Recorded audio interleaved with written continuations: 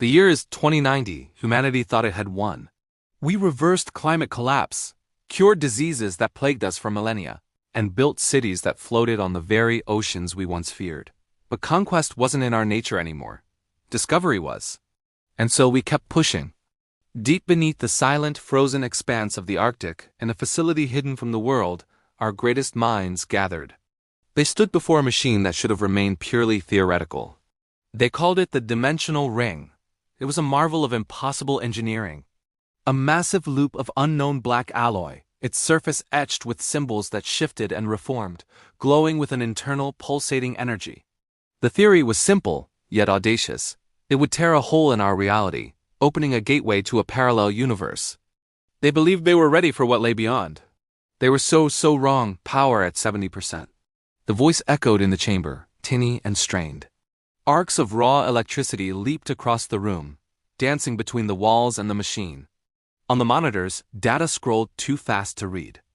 Papers lifted from desks, hovering in the suddenly distorted gravity, stabilizing quantum lock, and then it happened.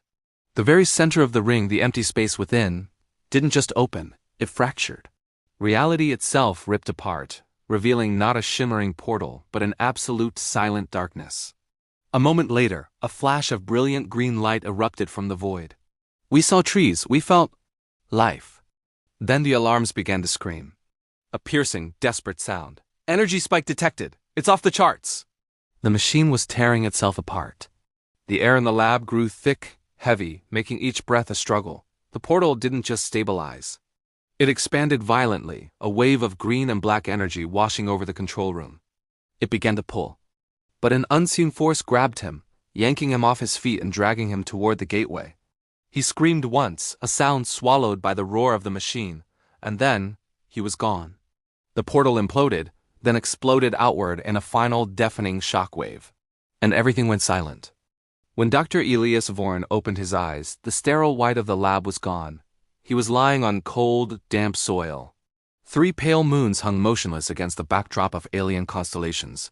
The air felt ancient, thick with the scent of rain and decay. But this was no earthly forest.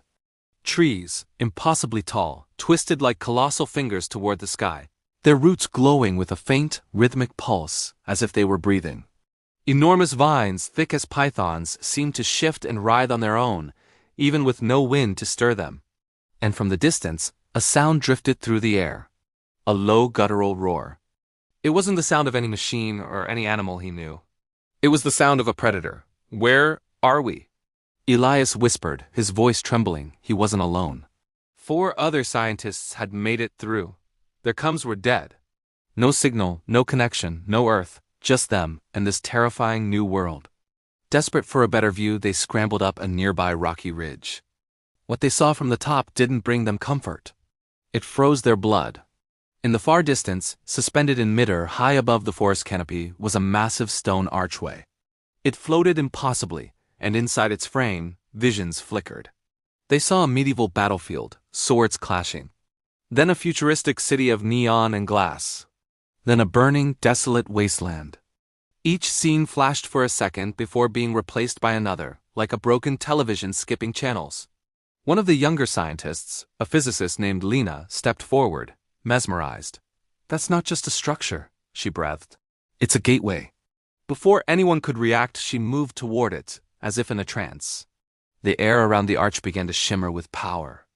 Strange symbols, like the ones from the dimensional ring, lit up along its edges. They saw another world, clear as day, and then they heard it. A sound from behind them, heavy, slow, deliberate. The ground trembled with each step. From the deep shadows between the colossal trees, a creature emerged that defied all laws of biology.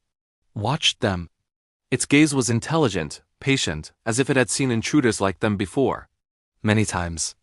Elias understood instantly. This place wasn't an empty, undiscovered world. It was ancient. Older than humanity, older than any history they had ever recorded.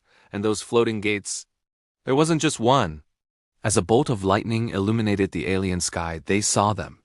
More arches scattered all across the horizon, dozens, maybe hundreds. Each one a doorway to somewhere else. Suddenly, another gate in the distance flared to life. From its shimmering portal, a figure stepped out, It wasn't human. It was tall, clad in sleek, dark armor, and carrying a weapon that hummed with energy. It began to scan its surroundings, cautiously. They were not the first ones here. This realm wasn't just a destination. It was a crossroads. The stone-skinned creature in front of them finally moved, taking a heavy step forward.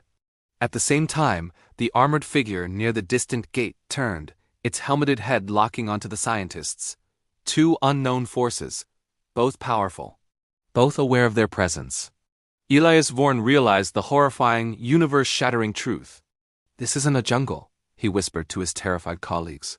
It's a junction, a central hub between dimensions. A place where worlds connect, a place where wars begin.